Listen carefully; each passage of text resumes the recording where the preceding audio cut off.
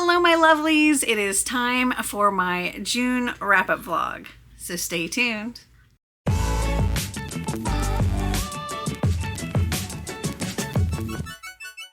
So in June, I ended up completing 20 books. Oh my goodness. And instead of sitting here now, going over all of those books with you and telling you my thoughts, I don't know that this is a good idea since it's been a month, since I've read some of these books, because I read some at the beginning of the month. So what I'm doing is I'm going to take you back and show you my thoughts on those as I was reading them. So let's jump to that. So I had checked out some books on Libby, and it turns out that The Darkest Star by Jennifer L. Armentrout I had actually read. I just forgot. But I was like, I can't really remember enough about it, and I want to be able to continue the series. So I'm rereading it. Okay, so The Darkest Star. It's set in the same world as the Lux series, and I'm working through reading through all of her books. Oh my gosh, she has so many books. And she keeps coming out with so many books.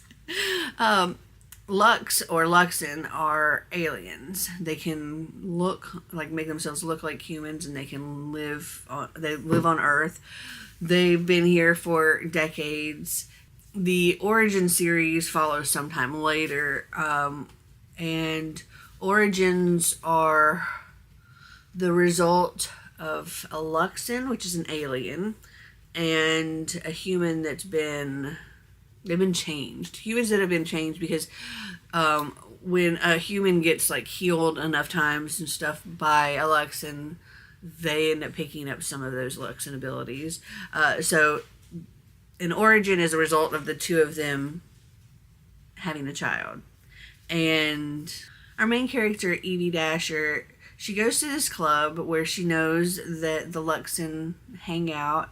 At this point in time, all Luxan have to be registered, and the government needs to know where they all are and all of that stuff. Anyway, she goes to this club that's supposed to be 21 and up, and she manages to get in with her fake ID. But then there is a raid on the club looking for unregistered Luxan. And she ends up trapped in a closet with a boy that she is certain is a Luxan, but he says he's not a Luxan, but neither is he human. And this is sort of a hate to love kind of thing. But also secrets are unfolded, and nobody is who they seem to be, not even Evie. So while Marty and I were out running some errands today, I finished The Darkest Star, which was a reread. And I think I'm going to give that one, I can't remember what I gave it last time I read it, but I'm going to say a 3.5. I have started She Drives Me Crazy by Kelly Quindlen. And this is cute. This is like a sapphic Money Can't Buy Me Love kind of retelling, where our main character, she's, very much not the popular girl, and her girlfriend recently dumped her and switched to the competing school, and she's a basketball player, and so is the ex-girlfriend. And well, our main character, she gets into a little fender bender with the head cheerleader at her school, who is in need of money for repairing her car and stuff, because it's the cheerleader's fault that they got into this accident. And our main character, she's got the money, and she wants to kind of put it to the ex, and also maybe get a little popularity out of it, get the team, the cheerleaders coming to the basketball games and getting people coming to the games and watching it and stuff. And so she offers to pay her to date her, essentially. So yesterday, while I was out running my errands and stuff, I managed to finish She Drives Me Crazy by Kelly Quindlen. I ended up really, really enjoying it. I think I'm going to give this one 4 stars. It was quite cute. Okay, so I wanted to give y'all a little update on Taweka Kingdom. That's what I'm reading right now. This is a Sleeping Beauty retelling. Right now I'm just 44 pages into it. I've read the first 5 chapters. And the gist of this story is that our princess, I've already forgotten what her name is, Thorn. Our Princess Thorn, she wakes up to a man with a sword at her, and he's trying to assault her, and she fights him off. She ends up killing him, and then she leaves her room only to find 12 Fae women murdered outside her room. And well, actually it ends up being only 11. One of them is still alive, and everybody else that's in the castle is still asleep. Outside the castle, the town, or that little village that was at the castle, there's nobody there anymore, long abandoned. They've been asleep for 100 years. And Thorn has no idea how to wake anybody up. What happened was, when she was born, okay, so before she was born, the queen wanted to have a child, and she tried everything. And one day she met this Fae, and the Fae was like, I'll get you a child. And so then the queen became pregnant, and all rejoiced. When the child was born, 13 of these Fae came for gifts. And it was stuff like elegance, poise, chastity, fastidiousness, patience, gentleness, modesty, humility, grace, refinement, and cheerfulness. And then the 12th Fae, the one that actually had made the promise, she showed up, and she was like, I gave you this child, and on her 21st birthday, she's mine. I'm taking her back, and she will spend her life serving me. And so the 13th Fae, Kiana, she used her gift or whatever to, the day before her 21st birthday, put her into an eternal sleep. And something went wrong, and the whole castle ended up asleep when the day before her 21st birthday. But now she's up, and Mare, the evil Fae, she's come to collect, but they fought her off. And now Thorn and Kiana are just kind of figuring out how to do anything, because they've never had to like care for themselves really, so they're just trying to figure out how to cook and things like that. And okay, so far it's written well. However, I feel like there's a whole lot of similes, metaphors, flowery language that's making this longer than it needs to be, and there's so much of it. So like, for example, another book slapped the wall with a crack, dropping to the floor like a butterfly knocked unconscious. My mouth twisted as I faced down a chicken thigh like it was my last meal before being ushered to the gallows. Going from never having set foot in the kitchen to plucking my own chickens felt too much like tumbling down a flight of stairs on the way to self-sufficiency. After a few minutes, our snickers tapered off, and we stared at each other as reality crashed in like a boulder dropped from the sky. Anyway, there's a whole lot like that I feel like it's making it take a lot longer. I mean, we're 44 pages in, and we haven't even gotten through what's on the back here. And I don't know. So I just turned off the camera and started to read the next chapter, and the very first line is another example of what I was talking about. Apprehension stirred me from sleep. Tingles plucking the fine hairs on my arm like cello strings. The air pulsated with a thick promise of catastrophe. Yeah. Okay, real quick on where I am with Taweka Kingdom. I've gotten to page 128, and I'm still feeling the same about this book at this point. The overall story I am enjoying. The overly flowery writing, not as much.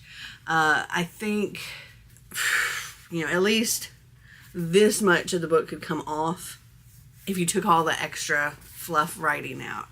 or that particular, because it's literally like every paragraph there's something in every single paragraph, and it seems overdone. But I've gotten to the point where we're still getting some of the information on the back. So at this point, we have a group of soldiers, like there's 4 people from a neighboring kingdom, have come across the castle and Thorn and Kiana. And they need a place to stay for the night because of a winter storm coming, and they end up staying for several days. And we've had quite a few chapters of the commander. He's been teaching Thorn how to sword fight. The Gideon, he's kind of like the cook or whatever, the one that's helping them all. He's been cooking for them, and he's now started teaching Thorn how to cook some stuff, so that when they do leave, they'll be able to take care of themselves. But as far as like really trying to figure out this whole, how to wake everybody up, we haven't gotten anywhere with that. Each chapter it goes, it tells like how many days left. Oh, I forgot to tell you. So the evil fae Mare, she has said, she came to try to get Thorn, and Thorn made a deal with her that give her 30 days, and so she can try to break this curse, because she doesn't want to leave them in this state, and then she will willingly give herself over to Mare. And Mare agreed. Then she threw in another thing and said, hey, if you fail, I'm going to kill everybody in this castle and still take you. So as we're going through the chapters, each chapter is like so many days left. At this point, we are 23 days left. So she's a week in and hasn't really gotten anywhere. I am currently on page 261. This book is kind of driving me crazy. The pacing is terrible. Terrible. This book is far too long for what it is. The story, meh, at this point. And there are, some steamy scenes. But these steamy scenes are like disrupted by the flowery language. So like, for example, I marked a couple just so I could kind of let you know. This says, my blood was surging, racing, pounding like 1,000 horses loosed upon an open plain. And then the next paragraph, every reservation I had was thinning like jam scraped over toast until nearly translucent. It's hard to like stay in that steamy moment with things like that. And so I'm ready for this book to be over. It sucks because I love a good retelling. Unfortunately, this is not that good. But I don't want to. I don't want to DNF it. Yeah.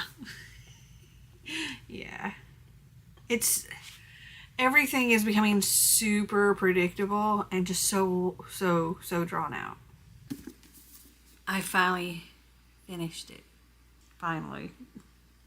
I think I'm going to give this one 2.5 stars. I was thinking just 2 stars, but there were a couple of things that I did like in it, but overall, the pacing was horrendous. There was so much, like, in this last little bit, there were so many different things that they tried to do, and it was just like 300 pages of nothing, and then 100 pages of way too much stuff. It's like they tried to put a series of books packed into that last 100 pages, and yeah, it was not great. Not a fan. I started listening to Beyond the Bright Sea by Lauren Wolk, and this is middle grade, so I made it 72 pages in, so not super far. This follows a girl named Crow who when she was a baby, they say like hours old or whatever, she washed up on the shore of this little island, and she was taken in and raised by, gosh, what's his name? So she's raised by Osh and Miss Maggie, who's like a doctor from across the sandbar.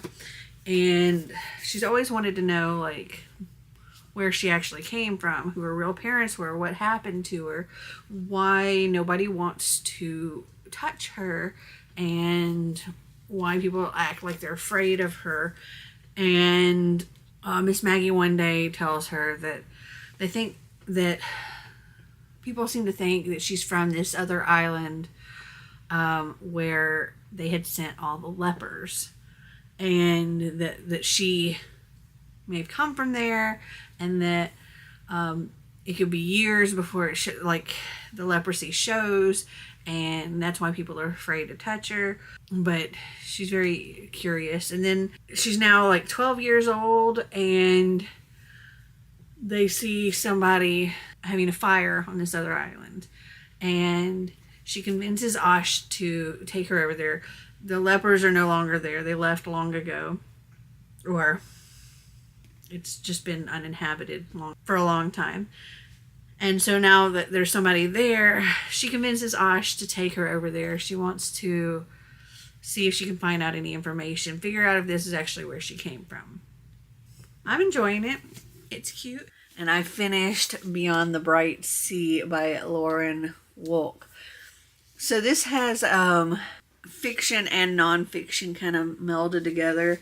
This particular island that they believe the girl came from, I think it's Tennessee or something like that. It's a real island off the coast of Maine, and it is where they would send sick people, like when there was smallpox and things like that. This is where they would send people. Eventually leprosy, like all the lepers got sent to this island, and there was actually one child that was born on this island, and he immediately got sent to the mainland and put in an orphanage. But there's pirates, buried treasure, and all kinds of stuff in this. This was quite good. I don't think I'd actually read it again, but I'm going to give it 3.5 stars. I did enjoy it.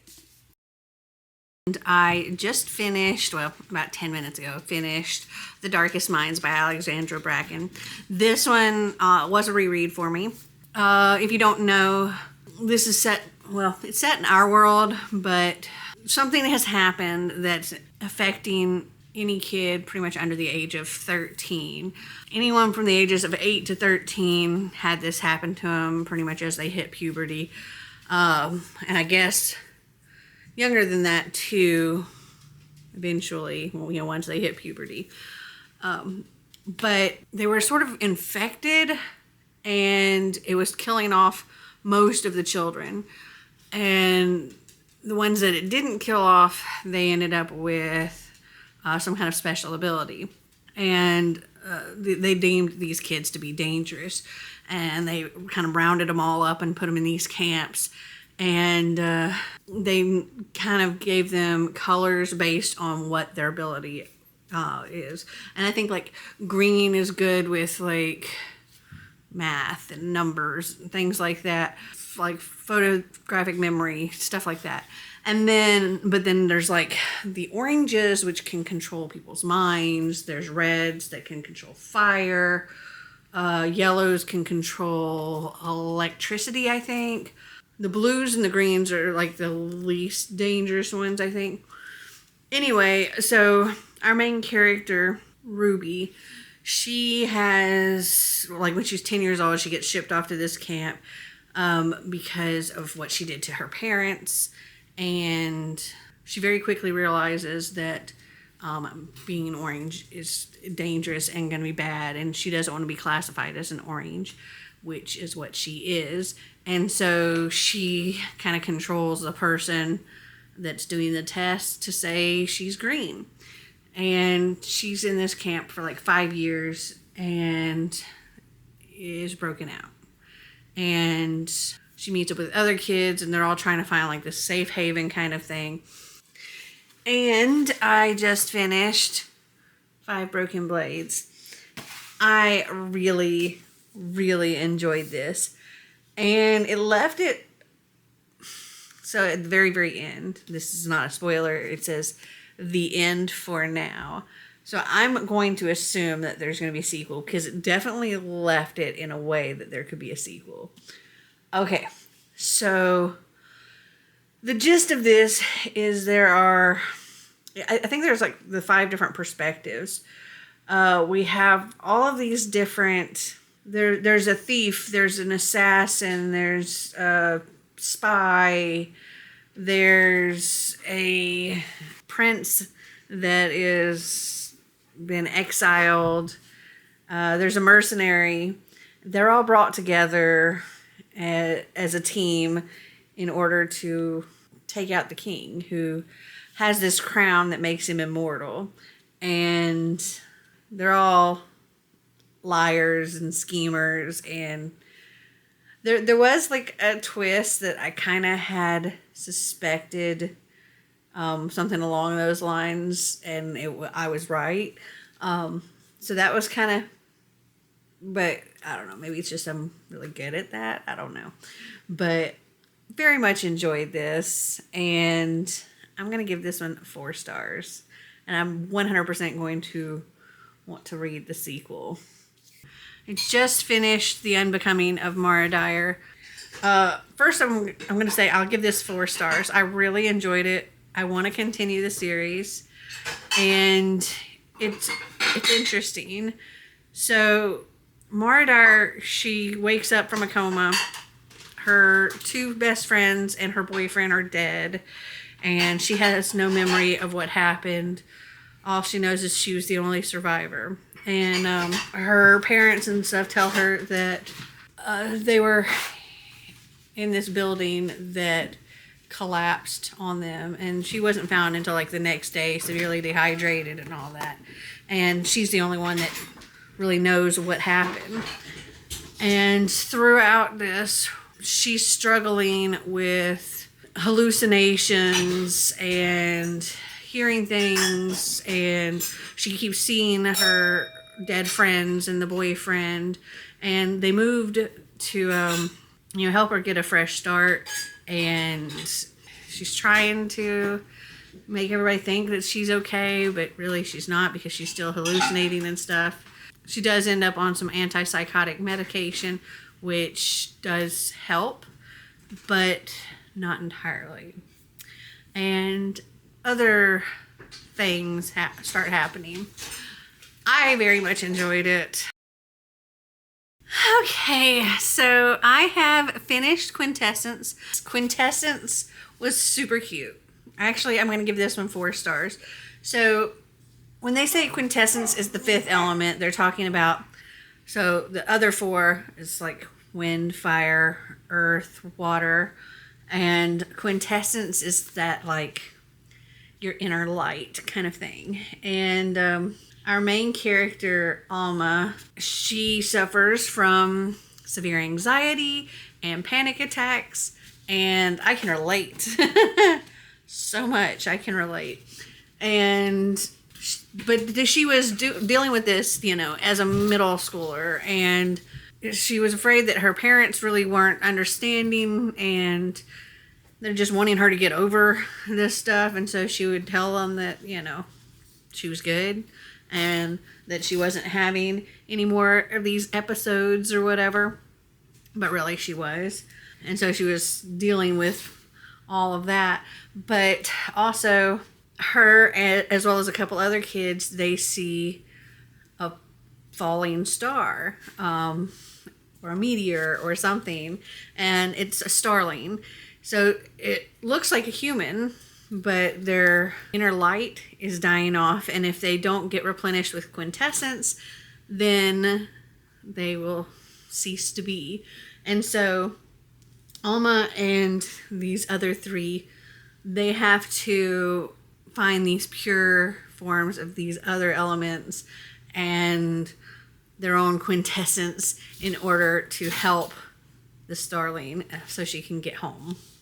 And it was really, really good, and I'm giving it 4 stars. Ban This Book by Alan Gratz. It says an inspiring tale of a fourth grader who fights back when her favorite book is banned from the school library by starting her own illegal locker library. It all started the day Amy Ann Ollinger tried to check out her favorite book in the whole world from the mixed-up files of Miss Basil E. Frankenweiler from the school library. That's when Miss Jones, the librarian, told her the bad news. Her favorite book was banned, all because a classmate's mom thought the book wasn't appropriate for kids to read. Amy Ann decides to fight back by starting a secret banned books library out of her locker. Soon she finds herself on the front line of an unexpected battle over book banning, censorship, and who has the right to decide what she and her fellow students can read. Reminiscent of the classic novel Friddle by Andrew Clements, for its inspiring message, Alan Gratz Ban This Book is a love letter to the written word and its power to give kids a voice. And I just finished Ban This Book, and I'm giving it 5 stars. It was really, really, really good. Well, I think I pretty much told you what this is about. Our main character, her favorite book gets banned at the library, and then a bunch of other books end up getting banned, and she ends up starting a banned book library locker, and it's her way of fighting against what she thought was wrong, and it was so cute, and I loved it, and I'm giving it 5 stars. So last night I ended up picking up The Prince and the Dressmaker by Jen Wang, and I ended up finishing it a little after midnight, but I was tired and I was ready to go to bed, so I didn't film any clip. I think, let's see, what am I going to give this? I'm torn between a 3.75 and a 4, because I'm not 100% sure if I would actually read it again. I really, really enjoyed it, and I feel like it deserves a 4 for that. But I'm on the fence on if I'd actually read it again. So I think for that case, I'm going to give it a 3.75. But I thoroughly enjoyed it. So we have the Prince, who secretly likes to dress up and wear dresses, and he feels more himself and more confident when he's wearing these dresses, and he's got a wig, and he ends up going by the name Lady Crystalia. And I think our prince is very gender fluid, because he says sometimes he feels like a prince and feels like he's like his dad and all that. But then other times he feels more like a princess, and he wants to wear the pretty dresses and be the center of attention and all of that. So he gets this dressmaker to make him dresses secretly, and then they go out and have a good time with him being Lady Crystalia. And things, of course, take a little twist with certain people discovering the prince's affinity for dresses, and our dressmaker wanting to be known for her work, and things like that. So,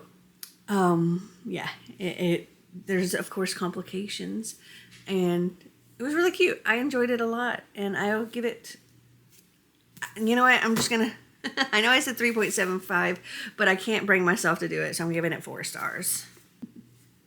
Okay, so I just finished listening to The Making of Us by Lisa Jewell, and I don't know how I feel about this book. I think it was okay. So it follows this group of people who find out at one point in their life or another that they were conceived by sperm donor. And then there's this registry kind of thing where they can find out if they have any half brothers or sisters through this donor program.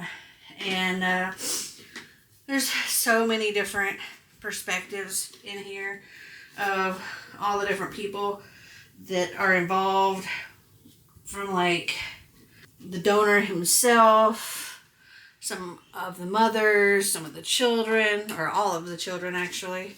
Yeah, it's like just a slice of life thing.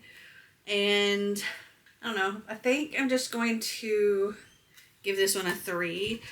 I was kind of thinking, I thought Lisa Jewell just did thrillers, but this was definitely not a thriller.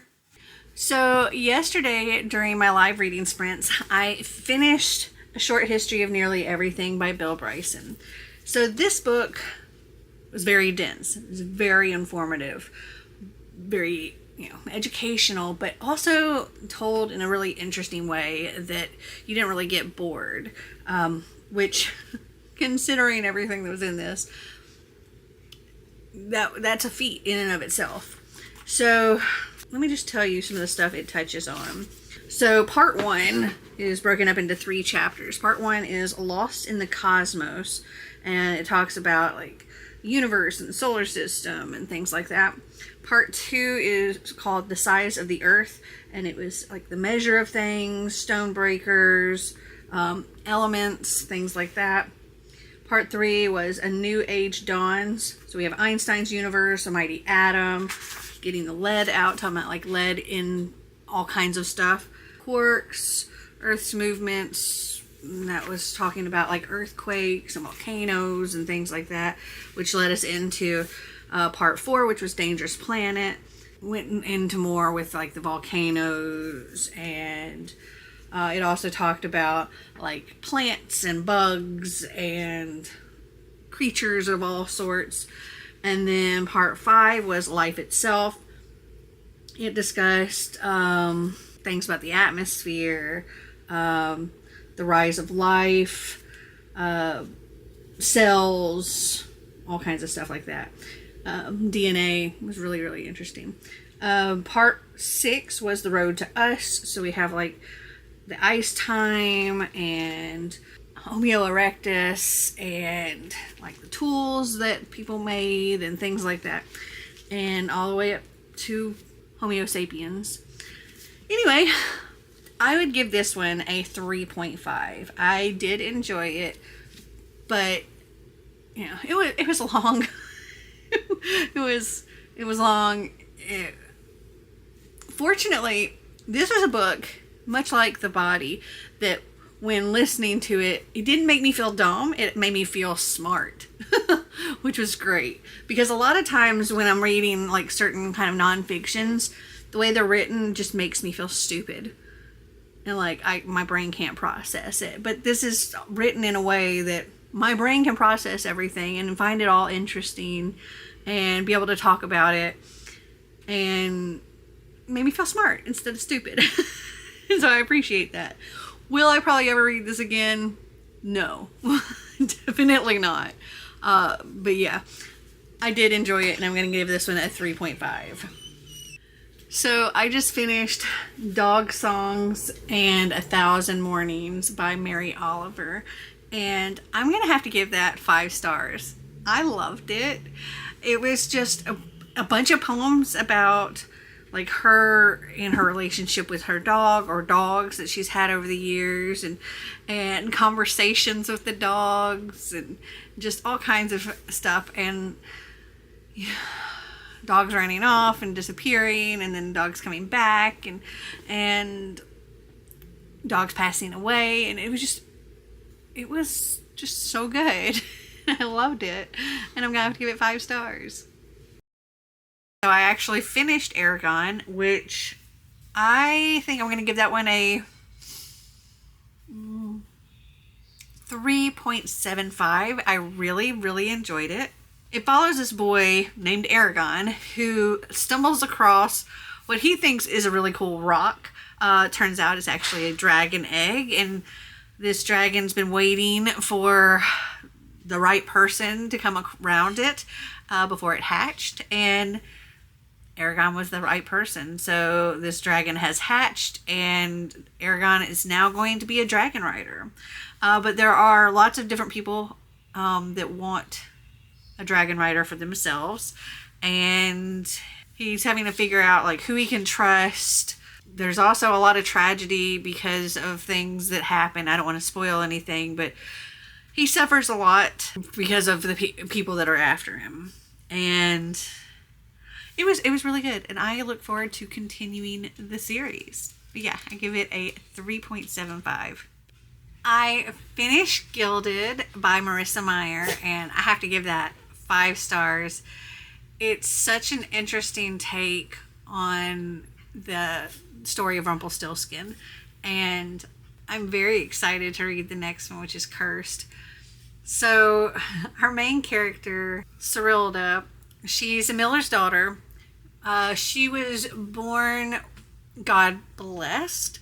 The miller, he saved this god, and it was the god of storytelling, or the wheels of fortune, or whatever. And the god asked, what can I give you in return? And he couldn't really think of anything. He was like, well, there is this maiden in the village that I'm in love with, and I would like to get married and have a strong and healthy child with her. And that's what happened. And in comes Cerilda. And Cerilda is quite the little storyteller herself. She likes to spin tall tales, and it occasionally gets her in trouble. And people have a hard time believing a lot of the things she says because her stories are always so fanciful. But then one day she draws the attention of the Errol King, and in spinning her tales, she tells him that she's God blessed, but not of storytelling, but of being able to spin straw into gold. And he wants to use her ability. And while he has her captured and waiting for her to try to spin all of this straw into gold, this boy appears, and he's able to help her for a price. And yeah, it's fantastic, and I cannot wait to read more of it. And I give it 5 stars. Yay. I finished Book Lovers, and it follows our main character, Nora, who she is a literary agent, and she's kind of known as being the shark, but she has been on the wrong side of small town romance tropes. She's the girl that gets dumped for the small town girl. Her boyfriends have gone to some small town, and sorry, the dogs are bumping the tripod. Anyway, they've gone to some small town and trying to help shut some business down, ends up falling for the girl, saves the business, yada, yada, yada. She gets dumped. And this has happened multiple times in her life. And at this point in time, not only, it sucks, but at this point in time, it's almost just a joke to her. And romance is just stupid. And after her most recent breakup like this, her sister convinces her to go on vacation with her pregnant sister. And she takes them to Sunshine Falls, North Carolina, which is the setting for one of Nora's clients' books. And then we have the editor, Charlie, who turned down one of Nora's clients' books because he's like, yeah, she has never been to Sunshine Falls. It is not how she describes it in her books. Anyway, when Nora and her sister arrive in Sunshine Falls, well, turns out Charlie is there, so he knows good and well what Sunshine Falls is like. And they clash. It's very much a hate to love type thing, and it's so good. I freaking loved it, and I give it 5 stars. I finished The Shadows by Alex North, and I'm kind of torn on what I want to rate this. It's either a 2.5 or a 3. I think I'm leaning more towards the 2.5. I was bored most of the time when I was listening to this, and I didn't find too much to be interesting or shocking or anything like that. The only thing that kind of made me go, oh, was this one thing about our main character, or one of our main character's ex-girlfriends or past girlfriends. But other than that, I really was not super interested. It kind of goes back and forth in time. We have these kids who they keep going out into the forest, like close to their house. The forest is known as the Shadows, and they're telling like ghost stories about this man with red hands and a tattered army jacket and things like that. And they start talking about like how to have lucid dreams, and they start keeping dream diaries. And one of them convinces some of the others that we can go inside each other's dreams and all of that. And then Paul, our main character, he's kind of like, I'm not believing this stuff, and he kind of gets pushed out of this group. But the leader of this, he's not quite right. He's out to cause somebody harm, and there is a dog that dies. I will say that, though not on page. It's just kind of like mentioned. And then, like, the owner being really sad.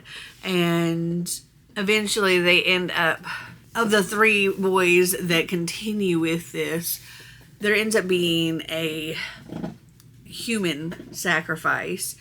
And then one boy is arrested, one boy disappears, and one boy is traumatized. And then every couple of years, this repeats with a new group of kids, and 2 end up going to jail for for murdering one of the others in these copycat crimes. And we've got also like the detective's perspective and stuff. And I don't know, I really didn't care. The reveals at the end were just like, really? So yeah, I'm going to give it 2.5 stars. So yesterday I finished Wish You Weren't Here by Aaron Baldwin, and that was super cute.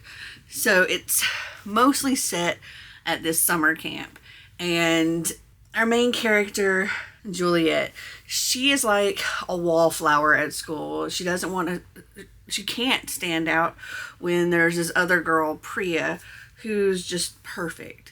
And she's always wearing white and erythral and super nice and has the biggest, grandest birthday parties. And everybody loves Priya. And so Juliet just kind of fades away, except for when she's at camp.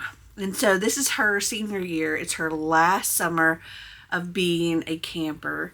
And the summer before, she earned the privilege of North Star, and she gets to stay in this special cabin called Polaris. And she doesn't have to like bunk with 1,000,000 people. She only has one camper staying with her, a newbie. And it just so happens to be Priya. And there's so much like,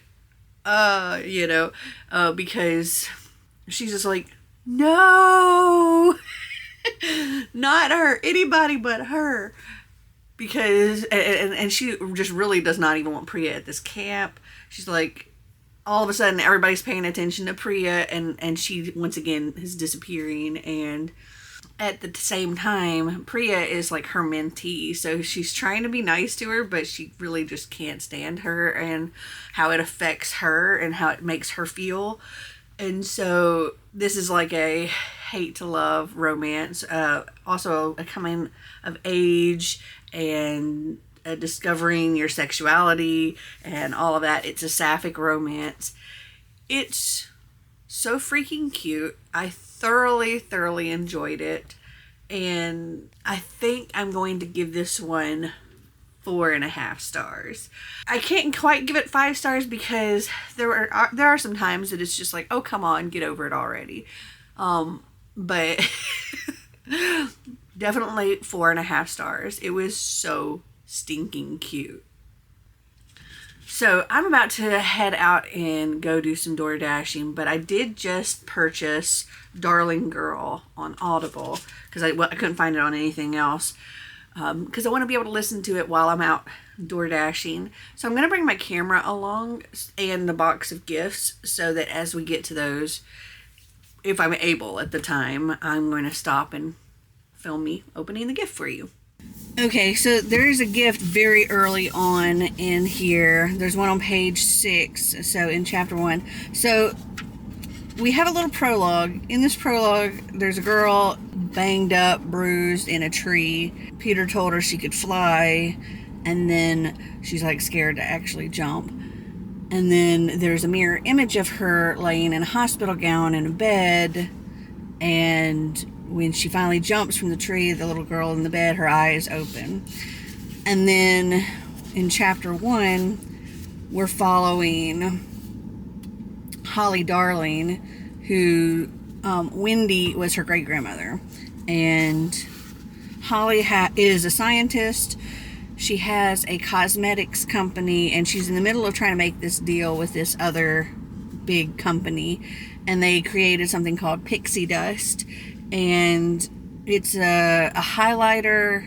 It has like the scent of springtime, and it goes on like almost translucent and gives you like a glow. And that's what they were talking about when we got to the first gift. Okay, so I didn't get a chance to stop when it got to the next gift because I was doing dashes. But on page 93, okay, so at that point in time, what's going on is they were living in New York, Holly and her son, partially to get away from all the Peter Pan stuff and memories and stuff that remained over in the UK. But the little girl that was in the prologue turns out is Holly's daughter, Jack's sister. Nobody in New York actually knew about this little girl, and the nurses have called because Eden is missing. They came to the room and she had just disappeared and the window was open.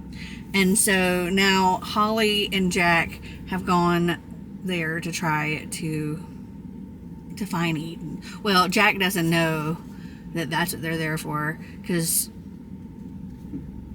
when Eden got hurt, Jack was really little, and over the years he forgot about Eden, and Holly let him.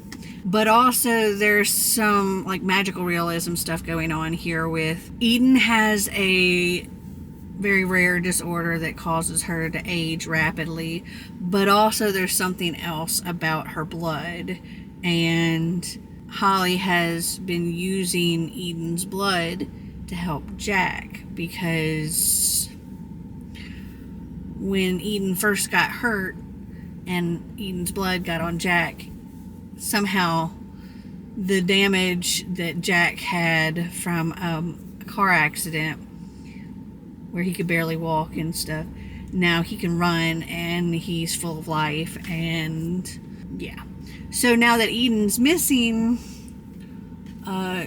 she has nothing that she can use to help Jack either, and so she's afraid she's going to end up losing both of her children. So yeah, they're over there and they're visiting with Jane, Holly's mother, Wendy's daughter, and in their grandmother's house. And they're in the library, and Jack comes across a book of Peter Pan. And it says he's found the Darling Treasure, a signed first edition illustrated volume of Peter Pan kept under a glass cloche. Okay, so now I am on chapter 17. I'm on page like 155. So about halfway through, and things are starting to get dark. And I can't really say anything else because of spoilers, but yeah, it's getting dark.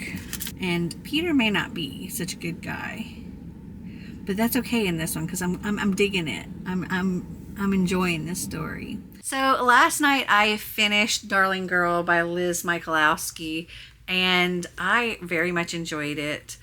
I'm going to give this one 4.5 stars. I think it was a great dark retelling, or not necessarily retelling, but continuation, I guess, because it's not telling that story over again, but it's like affecting future generations of Darlings and Peter and all of that. And I will say that there is trigger warning for sexual assault, and yeah, you need to know that going in. It does get dark, but it also is done really, really well. That it was fun and twisted. Oh, there is also a Captain Hook character in here, which is fine, and of course, you know, he's hot. But yeah, this book is one I will definitely keep. I enjoyed it a lot. So yesterday, Marty and I went out. It was fun. We did some door dashing, and we finished Thunderhead by Neal Shusterman. This is the second book in the Scythe series. Now, I have been saying that this was a reread for us because I remember reading Scythe, and I remember we were reading Thunderhead, but I didn't really remember a whole lot about it. And so, continuing with it yesterday, I realized definitely we never finished Thunderhead the first time. I guess, I don't know, life, whatever happened, but we only read part of Thunderhead, maybe like the first little part, and then never finished it. And yeah, we were like both listening to it, and we're like, yeah, we definitely didn't read this before, because these are things that we would have 100% remembered. And oh, it was so good. So good. I'm giving the Thunderhead a 5 stars. Neal Shusterman's writing is just so fantastic. If you haven't read Scythe, I highly recommend it. Scythe is a world... I can't really tell you too much about Thunderhead because it is the second book. But I can tell you that in Scythe, you're in a world where death does not come naturally anymore. If you drown or something like that happens, you can be revived. You're only dead-ish. And you can grow old if you choose to. But at any point in time, if you want, you can reset back to like as early as 21 years old. And live pretty much as long as you want, with one exception. So in order to keep the world from overpopulating, we have scythes, and these scythes choose who to glean, and when they glean them, there's no coming back. They will grant immunity to the scythes will grant immunity to these people's families that they live with for like a year. So only one family member can be gleaned in a year. But other than that, a lot of times it's random. Though there are some scythes that are power hungry and that shouldn't be scythes, and they go kind of crazy with it. And it's such a freaking fantastic series. And one thing I can say about Thunderhead, we get a lot more of the Thunderhead in it, which is this like AI presence that kind of controls everything, like keeps everything running for the world. So we get a lot more of the Thunderhead in this one. There's also a rogue scythe who is gleaning scythes that they feel should not be scythes. And yeah, so good. 5 stars. Okay, so those are all 20 books I read in the month of June. Have you read any of them? Did you like them? Did you not? Comment down below and let me know. Well, I hope you enjoyed this video. If you did, give me a big thumbs up. If you'd like to see more videos like this, click that subscribe button down below. And until next time, remember to always be completely you. Bye!